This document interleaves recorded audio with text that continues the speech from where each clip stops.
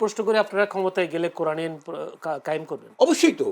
কোরআন আইন করবো না? কোরআন আইনই তো শ্রেষ্ঠ আইন, কোরআন আইনই তো ভালো। এই কোরআন পাঠিয়েছে মানুষের মুক্তির জন্য। অভাবী চোর হইলে তার হাত কাটা যাবে না, স্বভাবী চোর হইলে যারা লক্ষ লক্ষ টাকা পাচার করবে ওদের হাত কাটা হবে। মির্জা আব্বাস যে বক্তব্যটা দিয়েছেন এই বক্তব্য রেশ ধরেই আমি তাকে একটু প্রশ্নটা করতে চাই। মির্জা আব্বাস আজকে একটি অনুষ্ঠানে তিনি বলেছেন, আশঙ্কা করছে আগামী ফেব্রুয়ারি নির্বাচনে ইঞ্জিনিয়ারিং এর মাধ্যমে কিছু আসনে জয়লাভ করবে তারা, অর্থাৎ দুটি রাজনৈতিক দল, একটি বড় আর একটি তাদের বাচ্চা। সম্ভবত জামায়াত এবং আপনাদের বিষয়ে ইঙ্গিত করেছেন। আপনারা নির্বাচনে মানুষের কাছে না গিয়ে ভোটারের কাছে না গিয়ে ইলেকশন ইঞ্জিনিয়ারিং এর দিকে কেন ধাবিত হচ্ছেন? ধন্যবাদ আপনাকে এবং দর্শক শ্রোতা যারা দেখছেন। মির্জা আব্বাস সাহেব বলেছেন যে কিছু রাজনৈতিক দল ইলেকশন ইঞ্জিনিয়ারিং করার জন্য বিভিন্ন রাষ্ট্রের বড় বড় বাহিনীর প্রধানদের সাথে বা বিভিন্ন কর্মকর্তাদের সাথে বসছেন, গোপনে আলাপ আলোচনা করছেন। আমরাও এই আশঙ্কা করি যে আপনারা জানেন যে একটি রাজনৈতিক দলের নেতা বাংলাদেশে আসার পরে বিভিন্ন রাষ্ট্রের বেতনে চলে এরকম বিভিন্ন ধরনের উচ্চ পর্যায়ের কর্মকর্তারা গুলশানের অফিসে যাচ্ছেন, বসছেন, এবং আমরা কিছুদিন আগে শুনেছি যে এনএসআই এর প্রধানও সেই দলের নেতার সাথে বসেছেন। তো সেই জায়গা থেকে হয়তো তিনি তো তার বিএনপির স্থায়ী কমিটির সদস্য এবং একজন বর্ষিয়ান নেতা, তিনি হয়তো ভিতরের খবরাখবর জানেন। তো সেটাকেই তিনি আড়াল করার জন্য হয়তো এক ধরনের ন্যারেটিভ উৎপাদন করার চেষ্টা করছেন, কিংবা আসলে ব্লেম গেম খেলার চেষ্টা করছেন। যেহেতু আপনারা মিডিয়ার মাধ্যমে আমরা জানি এবং বাংলাদেশ সবাই দেখেছে যে তারেক রহমান সাহেব দেশে আসার পরে পুরো রাষ্ট্র যেন আসলে তার দিকে ঝুঁকে গিয়েছে এবং রাষ্ট্রের সমস্ত মানে অনিয়ম সবকিছু ঊর্ধ্বে উঠে তিনি এক ধরনের সুবিধা ভোগ করছেন এবং রাষ্ট্রের বিভিন্ন উচ্চ পর্যায়ের কর্মকর্তারা তার সাথে বৈঠক করছেন। সো এই ধরনের জায়গা থেকে আসলে এটা আশঙ্কা করার যায় যে আসলে হয়তো ইলেকশন ইঞ্জিনিয়ারিং এর কোনো মেকানিজম তারা আসলে ভাবছেন কিনা বা তারা বসছেন কিনা, এবং তারই ফলাফল এটাও কিনা যে বাংলাদেশের টাকা চুরি করে, বাংলাদেশের ব্যাংকের টাকা ঋণ খেলাপি করে বিভিন্ন আফ্রিকান আমেরিকান কান্ট্রিগুলোতে তারা নাগরিকত্ব নিয়ে সেখানে পালিয়ে যাওয়ার যে বন্দোবস্ত, সেই বন্দোবস্তগুলো বাংলাদেশের আইন বহির্ভূতভাবে তাদেরকে মনোনয়ন বৈধতা করা, এটাও ওই ধরনের বড় বড় নেতাদের সাথে বা বড় বড় কর্মকর্তাদের সাথে মিটিং করার ফলাফলেও তারা এই ঋণ খেলাপি কিংবা দ্বৈত নাগরিকদের মনোনয়ন বৈধতা পেতেও পারেন। তো এটা আশঙ্কা একেবারে অমূলক না আর কি। মানে আপনি আশঙ্কা করছেন অন্যদিকে, যদিও বিএনপির কেউ এখানে নেই, তারপরও জবাবদার কেউ নেই। তারপর আমি একটু যেতে চাই আশরাফ আলী আকন। বলা হয়ে থাকে আপনাদের আসন সমঝোতা একটা জোট ছিল জামায়াতের সাথে। কেউ বলছেন জামায়াতের সাথে যখন এনসিপি যুক্ত হলো তখন ইসলামী আন্দোলনের গুরুত্বটা কমে গেছে, বা সেই কারণে আপনাদেরকে অনেকটা বের করে দেওয়া হয়েছে, এরকম বিষয়টা আপনি কি বলবেন? বিসমিল্লাহির রহমানির রহিম। সম্মানিত সঞ্চালক, উপস্থিত সহ আলোচক, শ্রোতা মণ্ডলী, আসলে আসন বাগাবাগি কে থাকবে না এটা নিয়ে কিন্তু আমাদের নির্বাচনী সমঝোতা হয় নাই। এই নির্বাচনী সমঝোতার উদ্যোক্তাই হলেন পীর সাহেব চরমনাই। উনি প্রথম 5টা দল নিয়ে উনি একটা ঐক্যমত পোষণ করেন যে আমরা এই প্রচলিত আইন পরিবর্তন করে একটা শরিয়া আইন বা ইসলামী আইন আমরা প্রতিষ্ঠা করব। কারণ এই দীর্ঘ 54 বছরের মধ্যে এই প্রচলিত আইন দিয়ে দেশ, জাতি তথা মানবতার কোনো সত্যিকারের মুক্তি কোনো আসে নাই। একটা নির্বাচন অনুষ্ঠান হয় নাই। দুর্নীতি দুঃশাসন মুক্ত একটা দেশ হয় নাই। টাকা পাচারকারী লুণ্ঠনকারীদের সত্যি কোনো বিচার হয় নাই।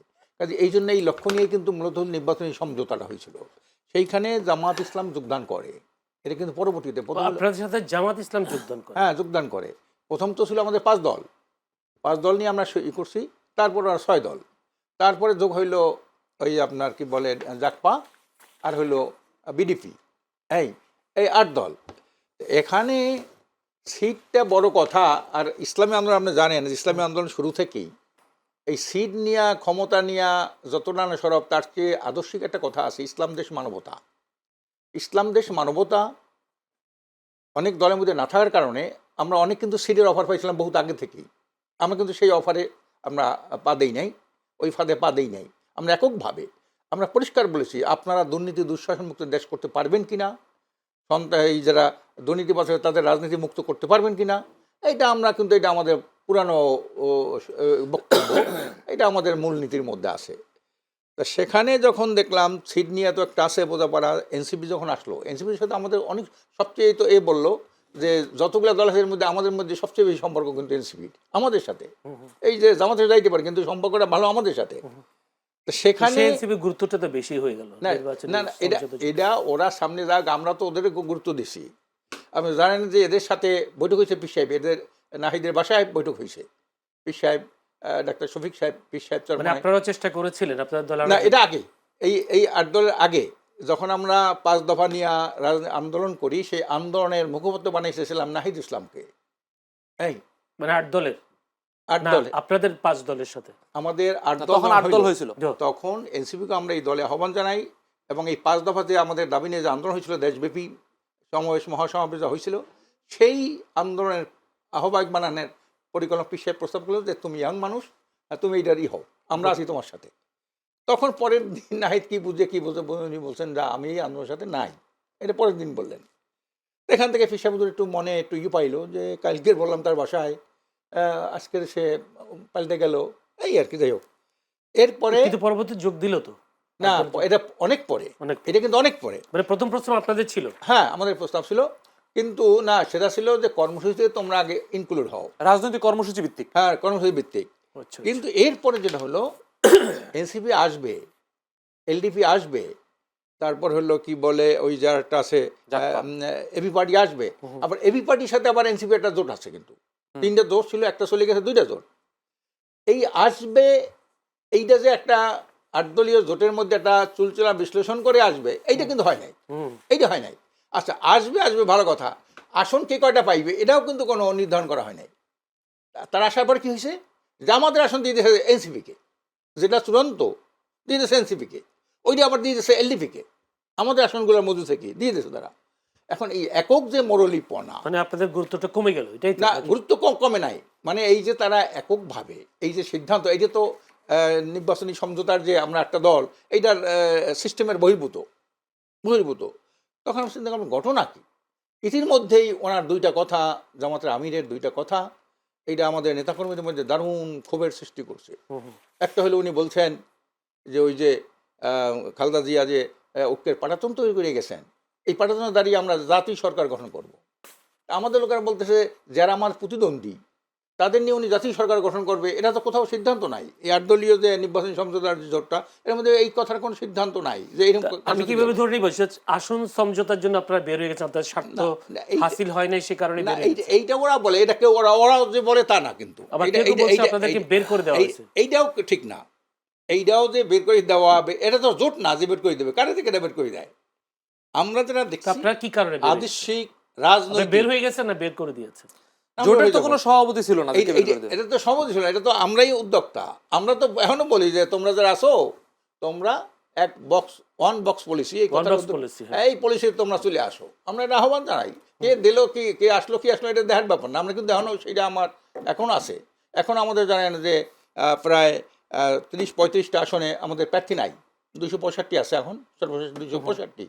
বাকি যে 35টা আসন আছে সেখানে তো অনেক দলের প্রার্থী আছে, তাদেরকে আহ্বান জানাই যে তোমরা যদি ওয়ান বক্স পলিসিতে আসো তাহলে এখানে চলে আসতে পারো, এই আহ্বান জানাই রাখছি আর কি আমরা। না, কিন্তু কিন্তু এখানে আপনাদের যিনি যুগ্ম মহাসচিব তিনি বলেছেন ইসলামী শরিয়া আইন বাস্তবায়ন করবে না জামায়াত, তাই এই জোট থেকে সরে এসেছেন।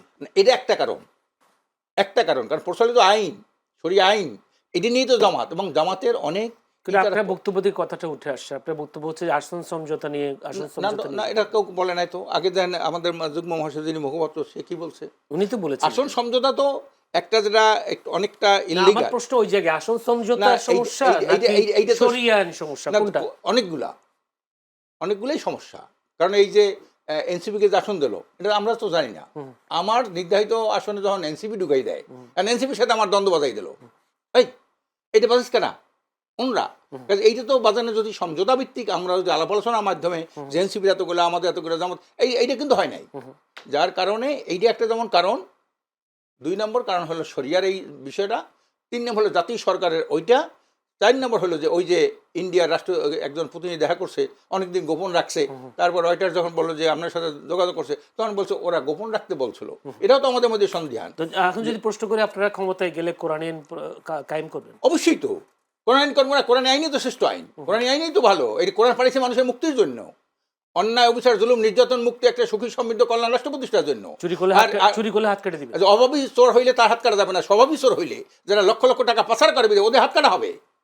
কারণ একটা ইসলামের শাস্ত্রের দৃষ্টান্তমূলক, লক্ষ লক্ষ কোটি 28 লক্ষ কোটি টাকা বিদেশে পাচার করলো, আর আপনি তাদেরকে আল্লাহ বলছে এদেরকে শাস্তি দাও যাতে মানুষ শিখুক যে আর চুরি করে না করে। খুনের বদলে খুন, একটা লোক খুন করলো, তার কিছুই হলো না, রাষ্ট্রপতি উনি আইন মাফ করে দিলেন, সাধারণ ক্ষমা, এটা হয়?